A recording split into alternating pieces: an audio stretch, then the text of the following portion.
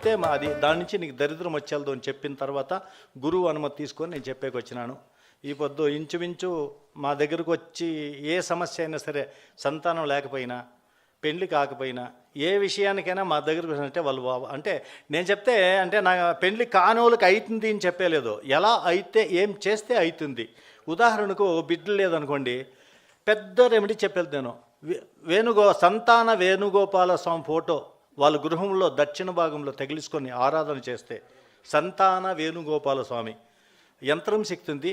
సంతాన వేణుగోపాల స్వామి యంత్రం కూడా సిక్కింది. ఎక్కడ సిక్కిందంటే దీంట్లో సిక్కుతుంది. క్రిస్టియన్ దేవాలయం మీద ఉంది, ఉడిపిలో దొరుకుతుంది. ఆ యంత్రం పెట్టుకొని పూజ చేస్తే నేను ఇంచుమించు ఎక్కువ మనిషి నాకు గుర్తులేదు కానీ ఒక 50 మనిషి మాకు బిడ్డలైండారు అని. అదే మాదిరిగా మరి అట్లా చేసి కాలేదు అని ఒక 3 monthsలో రిపోర్ట్ చెప్తారు. వాళ్ళకంతా కూడా ఏం చెప్తామంటే తర్వాత వాళ్ళ జాతకం చూసి రాహుకేతువులు ప్రాబ్లం ఉన్నప్పుడు ఈ నాగప్రతిష్ఠ చేస్తే ఖచ్చితంగా 2 బిడ్డలు అయిపోయినారు ఒకేసారి, డబుల్ అట్లా అయిపోయినారు. ఇది నా ఎక్స్పీరియన్స్. దీంట్లో ఇట్లా అనేకమైనవి. దీంట్లో ఇదే మాదిరిగా కొన్ని ఇంటికాడ హెల్త్ ప్రాబ్లం, ఎవరింట తూర్పు ఆగ్నేయము పెరిగి ఉండునో ఆ ఇంట ఔషధములకు మేలు కాని దీర్ఘరోగములుండును. ఇది సూక్ష్మాలు. ఎవరింట ఈశాన్యం భ్రష్టు పట్టి ఉండునో ఆ ఇంట వివాహము కాని రోగగ్రస్తులుందురు. ఇది సూక్ష్మాలు. ఎవరింట దక్షిణ ఆగ్నేయం ఎంట్రన్స్ ఉంటుందో ఆ ఇంట్లో ఆడబిడ్డలు మాత్రమే ఉంటారు, మగబిడ్డలే ఉండలేదు. ఎవరింట్లో తూర్పు గోడ వంపు తెంపులు ఉంటుందో, తూర్పు సరిహద్దు గోడ వంపు తెంపులున్న అవయవ లోపము కలిగిన సంతానముడును. దిస్ వాస్తు. ఎవరింట ఉత్తర సరిహద్దు గోడ వంపు తెంపులు ఉన్న ఫైనాన్షియల్గా డెఫిసిట్ అప్ అండ్ డౌన్స్ ఉంటాయని. ఎవరింట నైరుతి పల్లముండునో ఆ ఇంట స్త్రీలు ఆధిపత్యం వహిస్తారు అని. నైరుతి పల్లం, ఈశాన్యం మిర్రగా ఉండే నైరుతి పల్లం అంటే పురుషుని బలం ఉండదు అని. పురుషుడు వీక్ అయిపోతాడు, స్త్రీ లీడ్ చేయాల్సి వస్తుంది అని. ఎవరింట్లో దక్షిణ నైరుతి ఎంట్రన్స్ ఉంటుందో ఆ ఇంట్లో ద్వికలత్రం ఉంటుంది, స్త్రీ ఆత్మహత్య చేసుకుంటుంది. పశ్చిమ నైరుతి ఎవరింట్లో వాకిలు ఉంటుందో వాళ్ళ ఇంట్లో పురుష బలం వీక్. నేను ముందు కూడా ఈ మాట చెప్పినాను. ఎన్ఆర్ కాలనీలో ఒక అస్ట్రాలజర్ ఉంటే వాళ్ళ ఇంట్లో దక్షిణ నైరుతిలోనే ఉండే, కానీ వాళ్ళు బాగుండే. ఇది అందరికీ వర్తించలేదు. వాళ్ళ జాతకంలో బలం ఉండే వాళ్ళకి ఈ వాస్తే జీవితం కాదు నా దృష్టిలో. వాస్తు వచ్చేసి ఒక భాగం మాత్రమే జీవితంలో. వాస్తుతో పాటు జాతకాన్ని కూడా పరిశీలించాలి. జాతకంలో మంచి పంచమహాపురుష యోగాలు ఉండింది అనుకోండి, ఈ వాస్తు గీస్తు క్యాబిన్ ఏం పని చేయగలదు. అదే మాదిరిగా దేవాలయంకు మంచి బాగా పూజలు జరగాలని దేవాలయం కట్టినప్పుడు పూజలు జరిగేదానికి ఆయము ఆ వాస్తు దీనికన్నా కూడాను ఆడుండేటువంటి పూజారిని బట్టే ప్రజలు బాగా పెరుగుతారు. ఇప్పుడు ఇక్కడ నేను వాళ్ళ పూజారి తర్వాత మళ్ళీ అది పూజలు నిలిచిపోతాయి. అంటే కొన్ని డిఫరెన్స్లో ఉంటాయి మేడం. తర్వాత ఈ ఏకచక్రం సదాభోకి అనే దీంట్లో 4 చక్రాలు ఇది ఉండాలి. ఇక నెక్స్ట్ చెప్పాలంటే చెప్తాను, నా దగ్గర ఉంది రెడీగా. తర్వాత ఇంటి వెనుక భాగంలో ఎవరి ఇంటి వెనుక భాగంలో కానగమానం అంటే మీకు తెలుసో నాకు తెలియదు. కానగమానం ఎవరింట్లో ఉంటే వాళ్ళ జాతకంలో ఖచ్చితంగా కుజదోషం ఉంటుంది.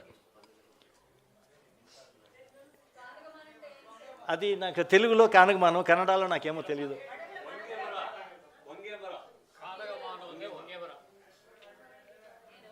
వెనుక భాగంలో అంటే వాకిలు ఉండేదానికి ఆపోజిట్ వెనుక భాగంలో కానగమానం ఉంది అంటే ఆ రోడ్లో నాటినది కూడా నీడు పడిందంటే వద్దా చెప్పండి నీడు పడిందంటే ఖచ్చితంగా ఆ ఇంట్లో కుజదోషం ఉండేవాళ్ళు ఉంటారు.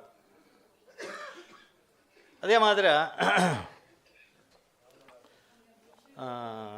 తర్వాత ఈ రెమెడీస్ అనేది ఎట్లా అంటే, నేను ఇప్పుడు ఇంతకు ముందు కొందరు చెప్పారు మహామహులు, నాకు వాళ్ళు చెప్పిన దాని గురించి విమర్శించట్లేదు. వాళ్ళు ఫలితం జాతకంలో ఫలజ్యోతిషం అది ఇది అని ఎక్కువ చెప్పినారు. కానీ నాకెందుకో ఫలజ్యోతిషం గురించి బుక్స్ ఉన్నాయి. నేను చదివిండే దాంట్లో షుగర్ నాడి, శుక్రనాడి, పంచ ఋషివాక్కు ఇవంతా కూడా నేను స్టడీ చేసినాను. ఇది ఓల్డ్ బుక్స్ ఇవంతా పంచ ఋషివాక్కు, షుగర్ నాడి, శుక్రనాడి, షుగర్ నాడి, దత్తనాడి ఆల్రెడీ నా దగ్గర ఉంది, దత్తనాడి బుక్స్ ఉన్నాయి. సో వీటిలో అంతా కూడాను వీటిలంతా కూడా మనకు జ్యోతిష్యం నేర్చుకునేదానికి ప్రాథమికం నుంచి ఖచ్చితంగా ఏం చెప్పొచ్చు అన్నీ ఉన్నాయి. నేను ఎక్కువ స్టడీ చేసిన దాంట్లో రెమెడీస్ ఏం చేయాలని. రెమెడీస్ ఉదాహరణకు మాంగళ్య దోషం ఉండే అమ్మాయికి పెండ్లి అయ్యాలని చెప్తే ఎవరిని చేసుకునే అబ్బాయి ఎక్స్పైర్డ్ అయిపోతాడు అని చెప్పేది కరెక్ట్ కాదు. మాంగళ్య బలం ఉండే అబ్బాయినిచ్చి పెండ్లి చేయాల. ఇది ఎందుకు అంటే దీనికి ఎలా ఎక్కడి నుంచి వచ్చిందంటే సత్య సావిత్రి సత్యవంతుడు. దీని యొక్క ఉదాహరణ అంటే సత్య సావిత్రి సత్యవంతుడు. అదే మాదిరి ఆయుష్ తక్కువ ఉంది, 12 ఏళ్ళకే బాల్యుడు 12 ఏళ్ళకి మరణిస్తాడు. అదే మరి దానికి రెమెడీ ఏమరంటే ఓం నమ శివాయ లేదా మృత్యుంజయ హోమం, మృత్యుంజయ జపం. అవంతా అంటే హిస్టరీలో ఇవంతా చేసి బాగా దాని నుంచి బయటపడి చిరంజీవులుగా ఉండేవాళ్ళు చాలా మనిషి ఉన్నారు. కాబట్టి మనం కూడా అది ఫాలో అయ్యేదాని చేత మంచి రెమెడీస్ వస్తూ ఉంటాయి. ఇదే మాదిరిగా కొన్ని ప్రాబ్లమ్స్ జాతకాల్లో కొన్ని కష్టాలు వచ్చినప్పుడు విపరీత కష్టాలు వస్తూనే ఉంటాయి. కష్టాలు మళ్ళీ వాళ్ళకి రెమెడీ అంటే కష్టం ఎప్పుడు కష్టమే. దాన్ని వాళ్ళ జాతకాలు పరిశోధన చేస్తే బ్రహ్మత్య దోషం, శ్రీహత్య దోషం, ఈ దోషాలు ఉన్నాయి కదండి, మీకు అందరికీ తెలిసే కదా.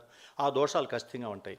వీటికి శ్రీరంగంలో కానీ కోడిముడిలో కానీ ఆ బ్రహ్మగుడి ఉండదు, అక్కడ ఆడపోయేసి పరిహారం చేపిస్తే అంటే ఈ బ్రహ్మత్య కానీ శ్రీహత్య కానీ పరిహారం చేపిస్తే 100% నెక్స్ట్ వీక్లోనే హ్యాపీగా నిద్ర వస్తూ ఉంది అనేవాళ్ళు చాలా మంది. నేను ఇది నా అనుభవం. నేను ఎందుకు జ్యోతిష్యం పెట్టుకుంటే ఫస్ట్ జ్యోతిష్యాన్ని నమ్మలే, నేను కూడా ఈ టూస్ బూస్ ఇది అట్లా ఉన్నవాడు.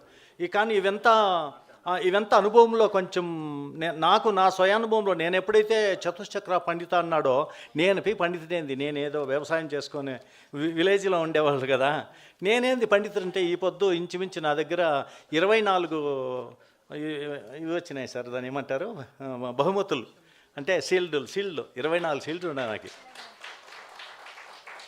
కేరళలో డాక్టరేట్ ఇదే సార్ చేతుల మీదుగా కేరళలో డాక్టరేట్ ఇచ్చినారు నాకు. అంటే నాది తక్కువ చదువు, నేనైతే పండితుడు కాదు, కానీ చేతిలో ఉండే చక్రాలు ఇంకెందుకు నేను జ్యోతిష్యాన్ని నమ్మకూడదు, ఎందుకు నేను వాస్తుని నమ్మకూడదు. ఎంతో మనిషి మగబిడ్డలు లేని వాళ్ళకు కొన్ని తావుల్లో బెంగళూరులో కూడా అనేకంగా వస్తూ ఉంటాను.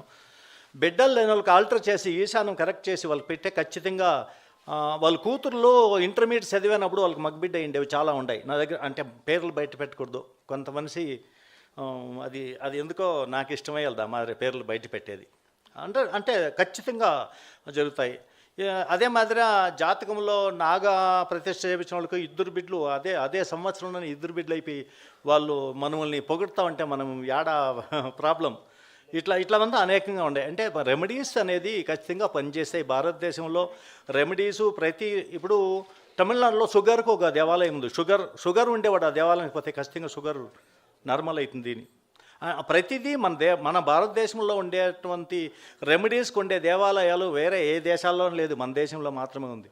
శ్రీకాళహస్తిలో పోయి సర్పశాంతి చేసుకోండి, సర్పశాంతి ఉండేవాళ్ళు సర్పంచ్ చేసుకోండి, ఖచ్చితంగా 1 ఇయర్లో వాళ్ళకి రిజల్ట్ జాబ్లో ప్రమోషన్ వచ్చేది. కానీ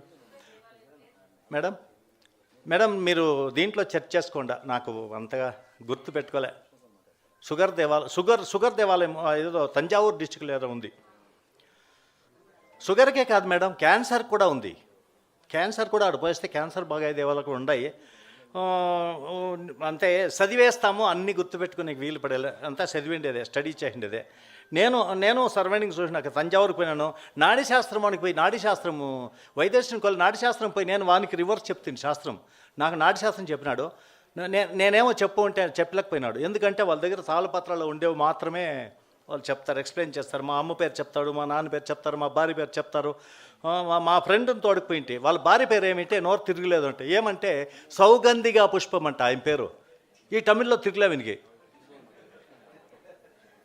అంటే అంత పక్క తాళపత్రాలు కూడా దాన్ని కూడా చెప్పేవాళ్ళు కరెక్ట్గా ఉంటే 100% దాంట్లో కూడా 100% వస్తాయి. నేను కూడా కొంత మనకు తెలిసిన వాళ్ళు అక్కడ ఉండారు, ఈ డేట్ ఆఫ్ బర్త్ లేని వాళ్ళు ఆడికి పంపిస్తాను.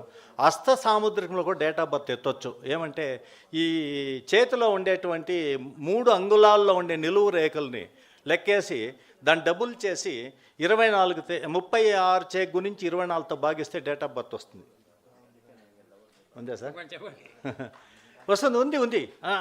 నా దగ్గర ఉంది. కావాలంటే సార్ అనుమతిస్తే ఎప్పుడైనా ఇంకొక రోజు వచ్చి దాన్ని నేను రాసుకొని వచ్చి క్లియర్గా మీకు ఎక్స్ప్లెయిన్ చేస్తాను. మీరు కూడా ఎవరికైనా చూడొచ్చు.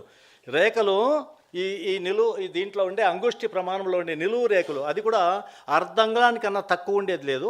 అర్ధంగుళం ఉండే మొత్తము లెక్కేసుకొని దానికి ప్లస్ మైనస్ చేసుకొని భాగిస్తే కరెక్ట్గా ఆ వయసు, ఆ డేటు, తిథి, నక్షత్రము అన్నీ వచ్చేది మన దగ్గర ఉన్నాయి.